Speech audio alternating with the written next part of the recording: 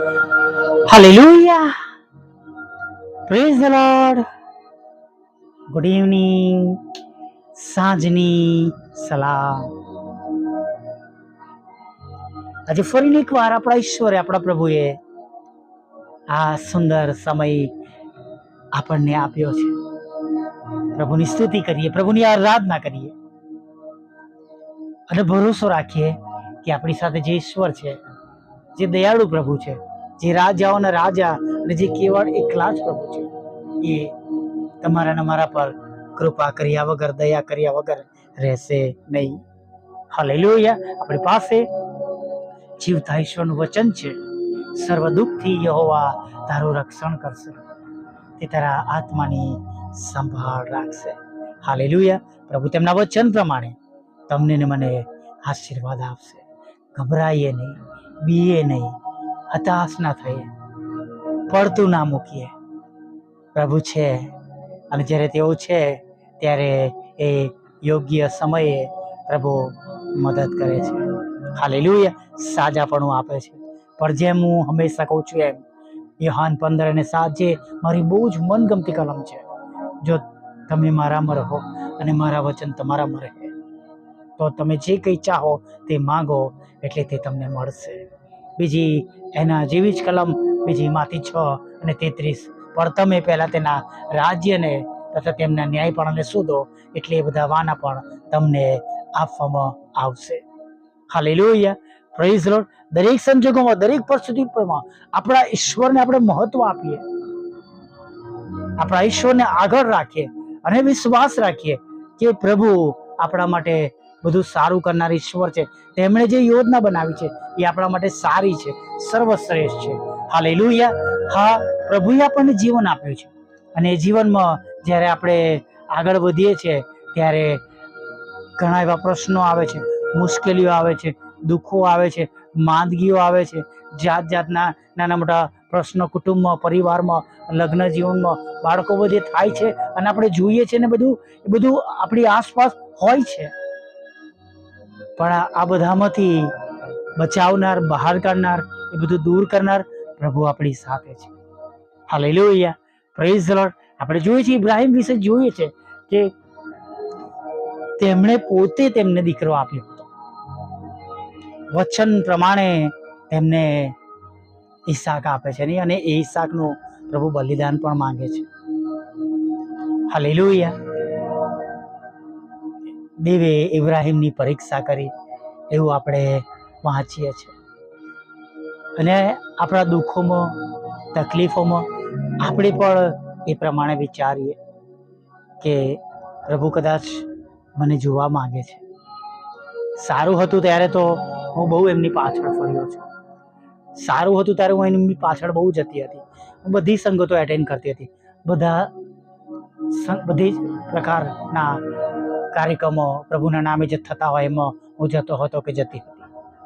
હા, પણ હવે જ્યારે સારું નથી, મુશ્કેલી છે, દુઃખ છે, માંદગી છે, આર્થિક પ્રશ્નોની મુશ્કેલીઓ છે, કૌટુંબિક સમસ્યા છે, તો શું હું એવા સમયમાં પ્રભુને વફાદાર છું, ઈમાનદારથી હજુ પણ તેમની પાછળ ચાલી રહ્યો છું? અથવા એવા સમયમાં આપણે પ્રભુ મંદિરોમાં પ્રભુનું ભજન કરવા માટે જઈએ છીએ કે આપણે આપણા ઘરના ખૂણામાં બેસીને દુઃખી થઈએ છીએ, કે આપણી આરામ ખુરશી પર બેસીને આપણે રહીએ છીએ, કે પ્રભુથી આપણે વિમુખ થઈ જઈએ છીએ કે પ્રભુ મારા ભક્તિનું તમે આ બદલો આપ્યો, મારી સેવાનો આ બદલો આપ્યો. આપણે જાણીએ છીએ અયુબ વિશે, જ્યારે અયુબના પત્ની તેમને કહે છે કે તું શ્રાપ આપ, ઈશ્વરે તારી સાથે કેવું કર્યું છે, તો પણ તું હજુ તેમનું ભજન કર્યા કરે છે. તેમના મુખમાંથી પણ એ કંઈ પણ ખરાબ શબ્દો વાપરતો નથી, કોઈ પણ એની પરિસ્થિતિમાં એક ખરાબ પ્રકારનું બોલતો નથી. અને ઉપરથી તેમની પત્નીને કહે છે કે શું ઈશ્વર દુઃખ આપવા ચાહે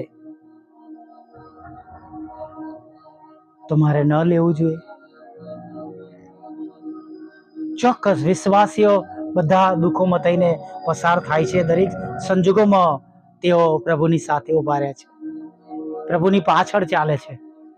ઘણા બધા એવા સેવક સેવિકાઓ છે, ઘણા બધા એવા કુટુંબો પરિવારો છે કે જે પહેલાની જેમ આજે પણ અત્યારે પણ મુશ્કેલીઓમાં પણ પ્રભુની પાછળ ચાલી રહ્યા છે. હાલેલુયા. અને ખચિત માનજો, પ્રભુએ સર્વ બાબતો નોંધ મળે છે અને એનો આશીર્વાદ બહુ મોટો છે. હાલેલુયા. કેમ કે હું ઘણી વાર કહું છું કે આપણે આપણા જીવનમાં આપણા ઈશ્વરને આપણે જીતાડવાના છે. જો આપણે રડીએ છીએ, પડીએ છીએ, તો જાણે શેતાનના દૂતો ખુશ થાય છે, પણ આપણે ખરાબ પરિસ્થિતિમાં આનંદ કરીએ છીએ, પ્રભુનું ભજન કરીએ છીએ, તો જાણે પ્રભુના દૂતો આનંદ કરે છે. હાલેલુયા. Praise the lord. આવું કંઈ લખ્યું નથી હો, એટલે આ જસ્ટ મારી કાઉન્સેલિંગની વાત છે. પણ આપણે કહેવાનો મતલબ એવો છે, મોરલ એની પાછળ જે સમજવાની બાબત છે કે આપણે આપણી પરિસ્થિતિઓ સામે હારી ના જઈએ, દુઃખી ના થાય, પડતું ના મૂકીએ, પણ એક વિશ્વાસ રાખીએ કે આવી પરિસ્થિતિમાં પણ પ્રભુ આપણી સાથે છે. આવી પરિસ્થિતિમાંથી આપણને બહાર કાઢનાર પ્રભુ છે. જો પ્રભુ અમુક સમય સુધી આપણને પરિસ્થિતિમાં રાખે છે, તો આપણે વિશ્વાસથી એવી પરિસ્થિતિઓમાં પણ આપણે પ્રભુની સાથે જોડાયેલા રહેવાનું છે. હાલેલુયા. અને જો દરેક સંજોગોમાં, દરેક પરિસ્થિતિમાં આપણે પ્રભુની પાછળ વિશ્વાસથી ચાલીશું, તો વિશ્વાસ રાખજો, પ્રભુ ખચિત ભલું કરશે. હાલેલુયા. Praise the lord. હા, પ્રભુ ખચિત ભલું કરશે. પ્રભુઓના પ્રભુ અને રાજાઓના રાજા આપણું ભલું કરશે. પણ આપણે પણ પ્રભુની પાસે જવું પડશે, પ્રભુની સાથે રહેવું પડશે, પ્રભુની આજ્ઞાઓ પાડવી પડશે, પ્રભુનું વચન સાંભળવું પડશે, પ્રભુના વચન પ્રમાણે ચાલવું પડશે. હાલેલુયા. વચનને સાંભળીએ પણ ખરા, પાડીએ પણ ખરા. હાલેલુયા. ખાલી કેવળ વચન બોલનાર કે વાંચનાર નહીં, પણ હવે પાડનારા પણ મજબૂતી રીતે બનીએ દરેક સંજોગોમાં, દરેક પરિસ્થિતિમાં. અને જુઓ તેનો આશીર્વાદ કેટલો મોટો છે. હાલેલુયા. Praise the lord. ઘણા બધા એવા મેં વ્યક્તિઓને જોયા છે, બહુ ભરપૂરીપણામાં હોય અને પછી એકદમ તંગાસમાં આવી ગયા હોય, પણ તેઓએ પ્રભુની પાછળ ચાલવાનું હંમેશા ચાલુ રાખ્યું છે. કદાચ એવો સમય આવ્યો કે પહેલાની જેમ પ્રભુની કદાચ તેઓ સારા દાનથી કે નાણાંથી સેવા ન કરી શક્યા, પણ એવા સમયમાં પણ પ્રભુની પાછળ ચાલ્યા, પ્રભુનું ભજન કર્યું અને પ્રભુએ પાછળ તેમને બેઠા પણ કર્યા છે. હાલેલુયા. ચાહે એમના બિઝનેસ લોસ થઈ, જોબ ગુમાવી, ગમે તેવા પ્રશ્નો થયા, કુટુંબમાં મુશ્કેલીઓ થઈ, પણ તેમણે પ્રભુની પાછળ ચાલવાનું છોડી દીધું નથી. Praise the lord. 84 વર્ષથી વિધવા પ્રભુની પાછળ સતત તેઓ ચાલતા હતા. નહીં, આપણે વાંચીએ છીએ કન્ટિન્યુઅસ. એલિઝાબેથ અને જખરિયા જે તે એમને કામ સોંપ્યું હતું તેઓ કર્યા જ કરતા હતા. નહીં, અને દૂત આવીને કહે છે, તારી પ્રાર્થના સાંભળવામાં આવી છે. Praise the lord. હાલેલુયા. આપણે પ્રભુની પાછળ દરેક સંજોગોમાં, દરેક પરિસ્થિતિમાં ચાલવાનું ચાલુ રાખીએ. બાકી બધું પ્રભુને હવાલે કરી દઈએ. મુશ્કેલીઓ, દુઃખો, ચિંતાઓ, જરૂરિયાતો. હાલેલુયા. પ્રભુ એક દિવસ જરૂરથી માર્ગ કાઢશે. હાલેલુયા. આજે પ્રાર્થના નથી સંભળાઈ કે આજે જે ઉત્તર નથી મળ્યો, તેનો મતલબ એવો પણ નથી કે પ્રભુએ આપણી પ્રાર્થનાઓ સાંભળી નથી. હાલેલુયા. તેમનો સમય અલગ છે, તેમની આપવાની રીત અલગ છે, અને તેઓ યોગ્ય સમયે આપણી પ્રાર્થનાનો ઉત્તર જરૂરથી આપે છે.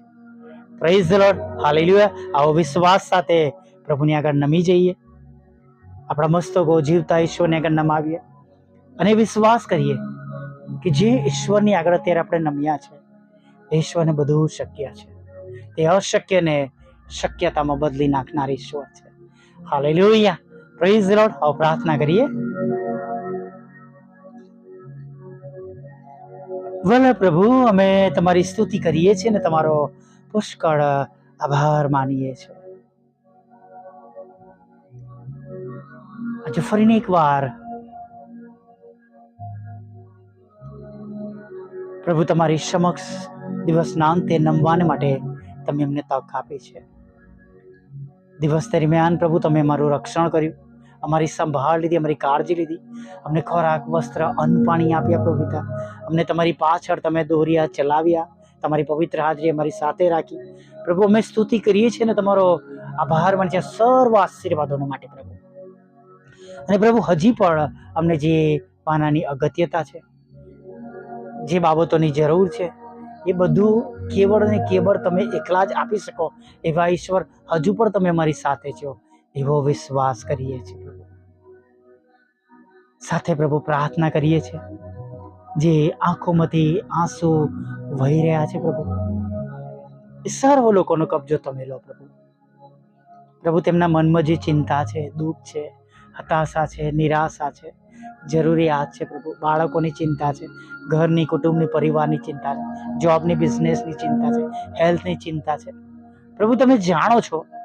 એમનું કંઈ પણ પ્રભુ એવું નથી કે તમે ન જાણતા હો પ્રભુ. કૃપા કરો, દયા કરો, તેમની આંખના આંસુઓને તમે આનંદમાં બદલી નાખો પ્રભુ.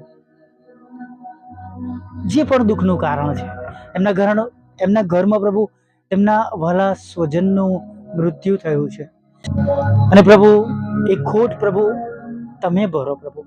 તમારો દિલાસો આપો પ્રભુ. પોતાના સ્વજનનું પ્રભુ મૃત્યુ પ્રભુ તેઓ સહન કરી શકતા નથી. તેમની ખોટ પ્રભુ હજી પણ તેમને વર્તાઈ રહી છે પ્રભુ. હજી પણ પ્રભુ તેમનું હૃદય રડી રહ્યું છે પ્રભુ. તમે તેમને દિલાસો આપો. અને પ્રભુ, તેઓને બેઠા કરો, ઊભા કરો, અને પ્રભુ તમારા પ્રેમ, આનંદ અને શાંતિથી ભરી દો રાજા. તમારા બાળકોના હાથને મજબૂત કરો પ્રભુ. તેમના ઘરના ભંડારોને તમે ભરેલા રાખો પ્રભુ. તેમના ઘરમાં કોઈ પણ સારા વાનની અછત ના રહે પ્રભુ. હા પ્રભુ, જેમ એલિયા પ્રબોધકના સમયમાં બન્યું, કુંડીમાંનું તેલ ખૂટી ના ગયું પ્રભુ, અને હાડલીમાંનો મેદો ખૂટી ના ગયો પ્રભુ. એમ જ પ્રભુ દરેક સાંભળનારના ઘરોમાં, જીવનમાં તમે થવા દેજો પ્રભુ.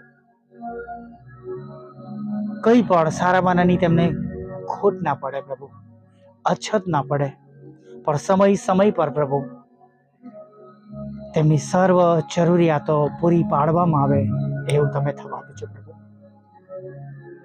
જેમને ઘરનું ભાડું ભરવાનું છે પ્રભુ, તમને એમને મદદ કરજો. જેમના ઘરના લાઇટ બિલને માટે પ્રશ્નો છે, એમને મદદ કરજો.